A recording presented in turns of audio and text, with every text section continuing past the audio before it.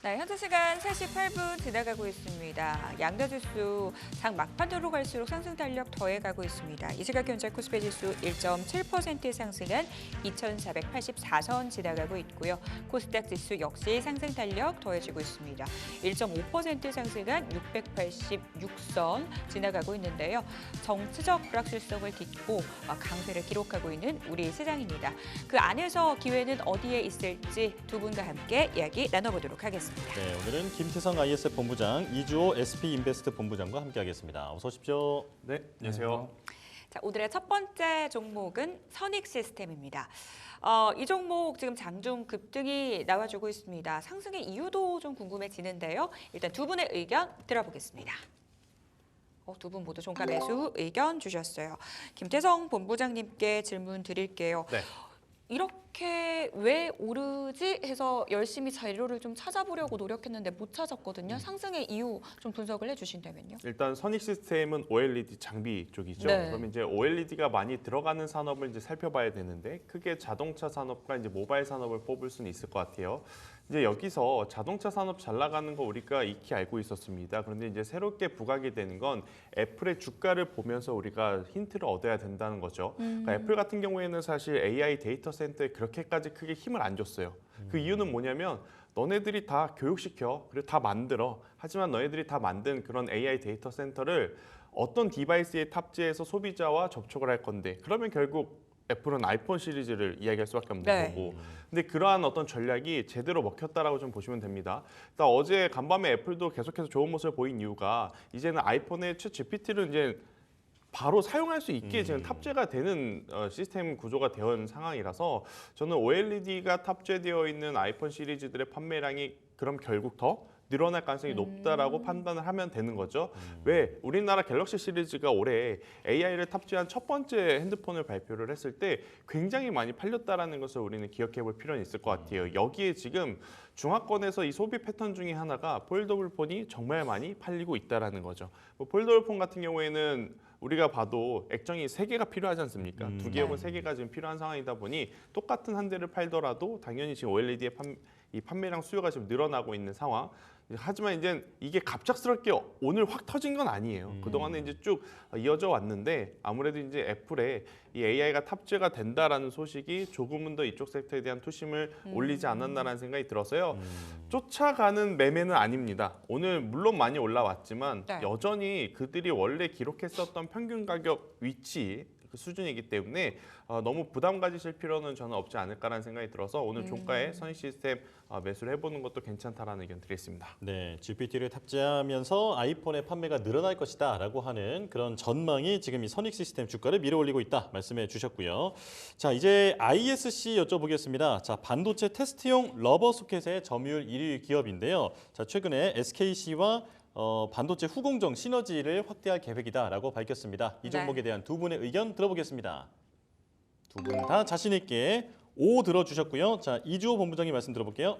네, 일단 ISC 같은 경우는 코스닥 소부장에서 최초로 밸류업 얘기를 일단 꺼냈었고요. 네. 예. 그리고 사실 이제 SKC의 피인수 되고 나서 주가는 정말 실망스러웠습니다. 굉장히 많이 빠졌고요.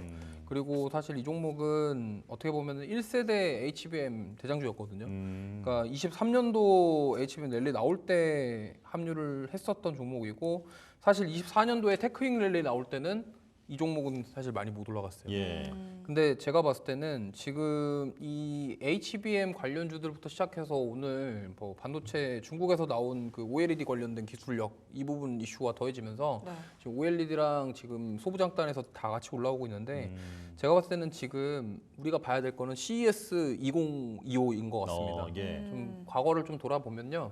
22년도에 그렇게 시장 안 좋았을 때 네. 그때를 생각해 보면 그때가 이제 22년도 10월달에 엔비디아가 $100 할 때 액면분 하기 전 $100죠. 네. 지금은 $10 순. 네, 어쨌든 그래서 그때가 어떻게 보면은 사실 정말 저점이었고 사실 이 우리나라 증시도 23년도부터 HBM 랠리가 나오기 시작했던 가장 큰 이유가 바로 1월달에 공개됐던 챗 GPT였습니다.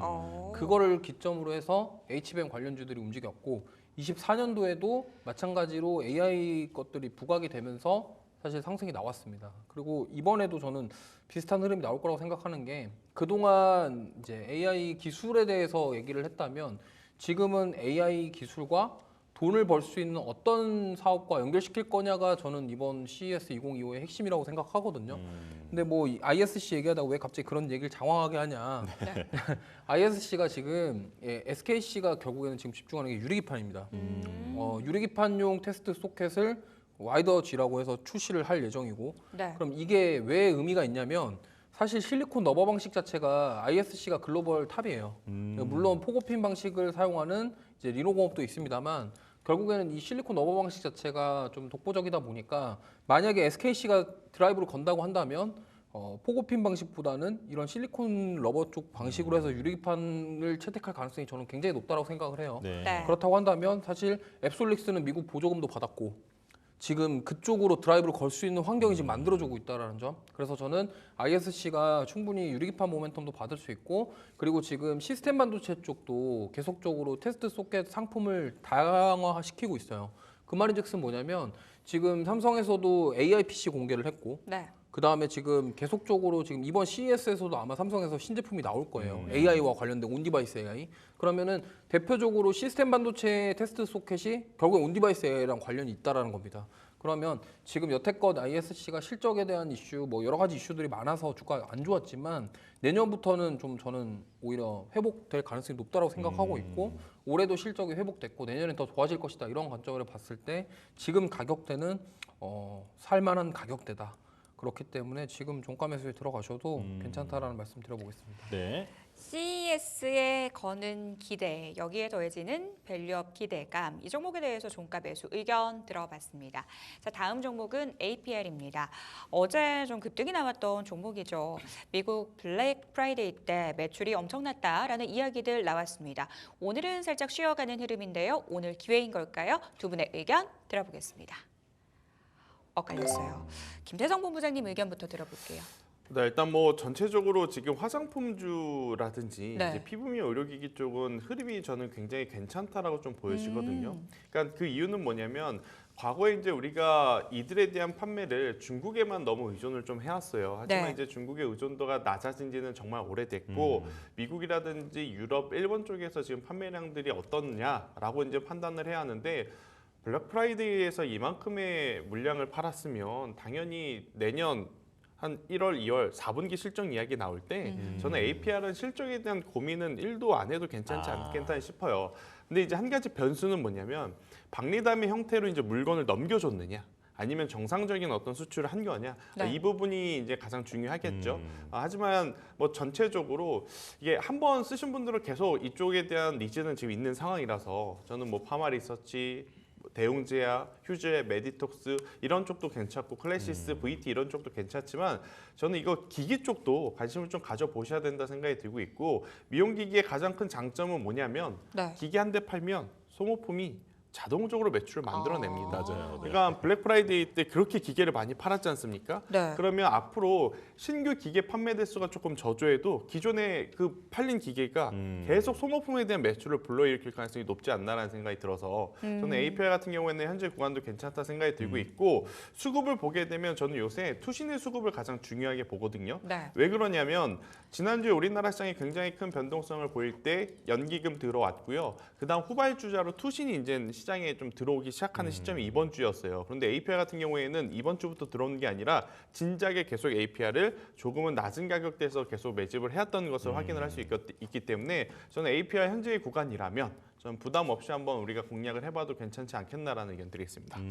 투신의 수급에 주목하라. 네. 미용 의료기기단 안에서 이 종목 좀 매수해보는 것이 좋겠다라고 말씀 주셨습니다. 이조 본부장님께서는 X 주셨는데 이유 궁금하거든요. 뭐 기업이라던가 이런 것들에 대해서는 같은 의견이고요. 네. 다만 이제 지금 시장에서 힘이 더 센 쪽이 어디냐를 따져본다고 한다면 네. 화장품이 어디예요? 조금 더 아, 세지 않냐 화장품이. 이런 생각에서 X를 드린 거고요. 음. 그러니까 기회비용 이런 것들을 다 생각해봤을 때 물론 피부 미용이라던가 이러한 의료기기들 좋습니다 지금. 네. 뭐 클래시스도 최근에 그렇고요.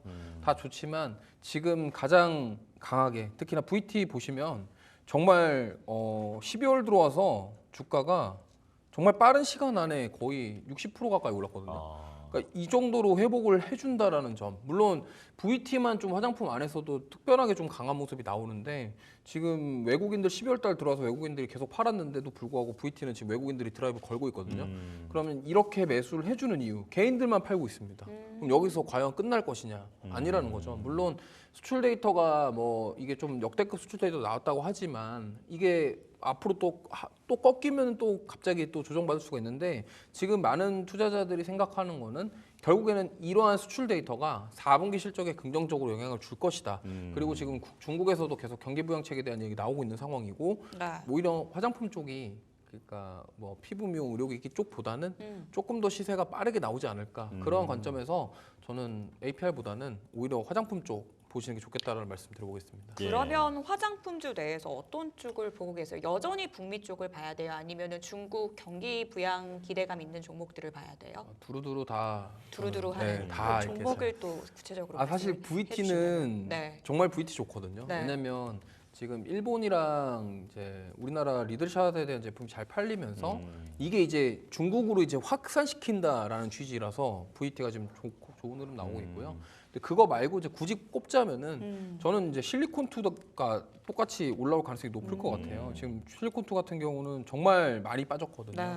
빠진 거 대비해서 지금 회복력이 부족한데 근데 사실 뭐 어떤 게 딱 하나 찝어서 얘기하면 저는 사실 그냥 하나를 딱 고르자면 네. 코스맥스를 말씀드리고 싶어요. 아, 그래요? 코스맥스가 조금 더 좋아 보이고 네. 사실은 뭐 워낙 지금 그러니까 아까도 말씀드렸지만 회복력 측면에서만 본다고 한다면 VT가 좋은데 이미 신고가 영역에서 따라가기 부담스럽다라는 점 그렇다고 한다면 오히려 코스맥스가 조금 더 낫지 않겠냐 이렇게 좀 접근해 보시면은 좋을 것 같습니다. 코스맥스 지금 하반기 형식성 만들고 올라오는 모습이 저는 나쁘지 않아 보이거든요. 이쪽으로 대안으로 생각해 보시면 좋을 것 같습니다. 네, 자 APR에 대해서 두 분 다 4분기 뭐 실적 이런 거 걱정도 없고 앞으로 전망도 좋은데 기회 비용 차원에서 지금 이조 본부장님께서는 화장품주가 좀 더 낫지 않을까라고 말씀을 해주시면서 의견이 엇갈렸다는 점 기억하시면 좋겠습니다. 네. 자, 다음 종목은 신성 델타 테크입니다.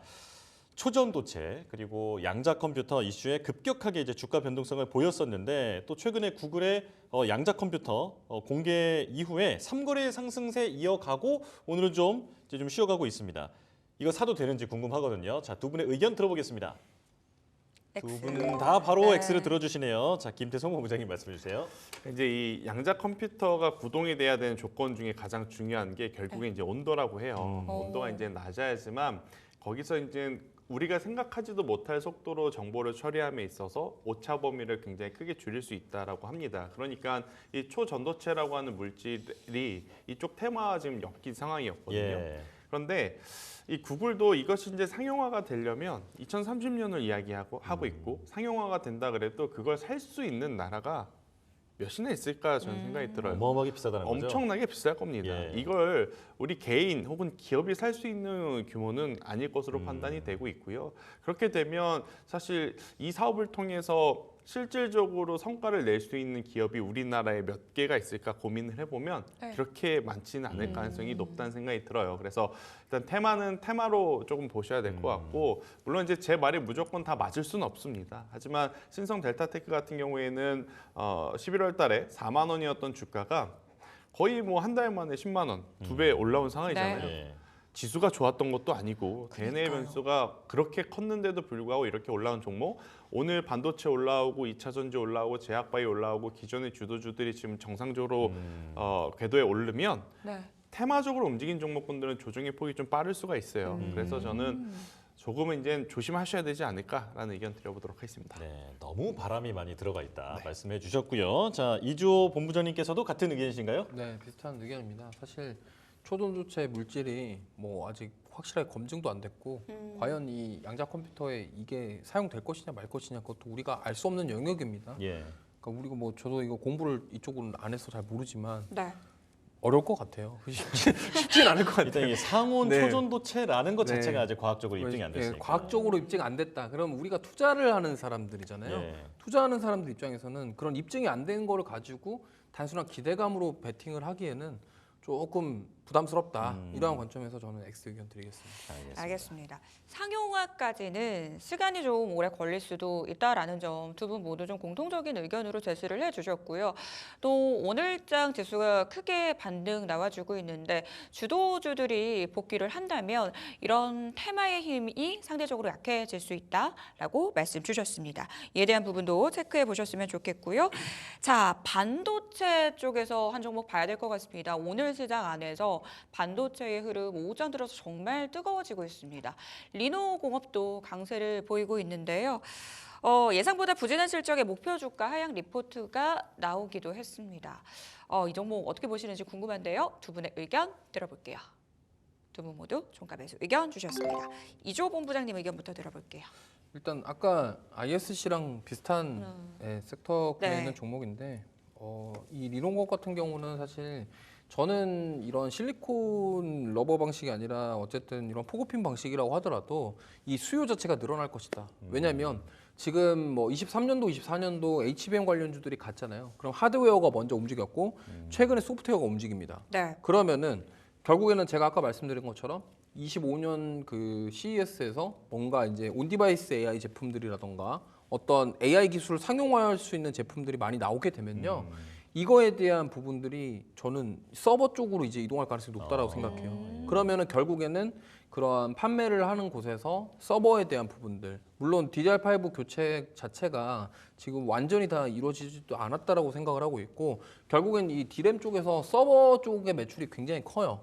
그러면은 이게 이제 많은 기업들이 이제 앞으로 진짜로 온디바이스 AI들을 많이 팔고 이제 많은 사람들이 이걸 찾는다. 특히나 우리가 스마트폰은 지금 온디바이스 AI 제품들이 나왔지만 네. 데스크탑 쪽은 아직 안 나왔어요. 네. 좀 명확하게 나오지가 않았어요. 그러면 그게 이제 보급세가 늘어나게 된다고 한다면 결국에는 AI 디바이스이기 때문에 서버단에서 이 부분이 이루어져야 돼요. 속도 개선이라던가. 그러면 결국에는 DDR5부터 시작해서 서버에 대한 교체가 계속적으로 이루어진다고 한다면 지금 여태껏 레거시 반도체 안 좋다라고 얘기를 했고 네. 그러한 부분들에 있어서 부담스럽고 그다음에 실적이 안 좋았기 때문에 지금은 주가가 많이 조정을 받았지만 이러한 점들이 다시금 부각되고 만약에 지금 뭐 보편관세부터 시작해서 안 좋은 얘기들도 굉장히 많았잖아요. 네. 이러한 것들을 다 이겨낼 수 있는 게 수요에 대한 부분입니다.